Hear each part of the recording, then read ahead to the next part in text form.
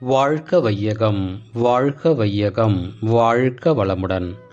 அருள் தந்தை வேதாத்ரி மகரிஷி அவர்களின் நாள் ஒரு நற்சிந்தனை. மே மாதம் 4ஆம் தேதி. தலைப்பு அருகுண சீரமைப்பு.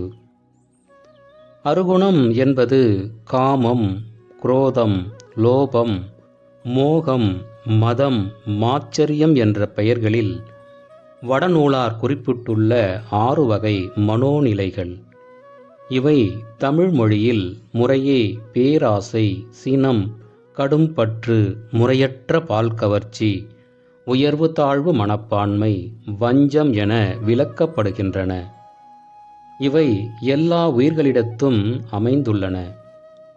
மனிதனிடம் இந்த மனோநிலைகள் எழுச்சி பெறும்போது தீய செயல்களை செய்து விடுவான். அதனால் பொருள் அழிவும் மகிழ்ச்சி இழப்பும் விளையும்.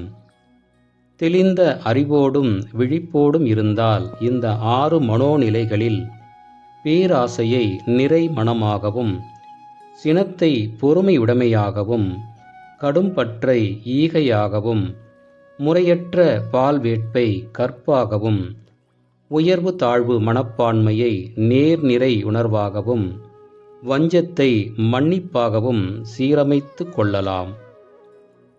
தனக்கும் பிறர்க்கும் தற்காலத்திலும் பிற்காலத்திலும் அறிவிற்கும் உடல் உணர்ச்சிக்கும் வருத்தம் எழாத அளவிலும் முறையிலும் செயலாற்றி இன்பமாக வாழலாம்.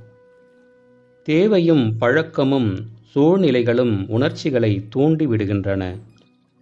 அனுபவ நினைவுகளும் சிந்தனையும் தெளிவும் அளிக்கின்ற நல்ல முடிவை கொண்டு உணர்ச்சிகளை ஒழுங்குபடுத்திக் கொள்ளும் திறனே அறிவு எனப்படும்.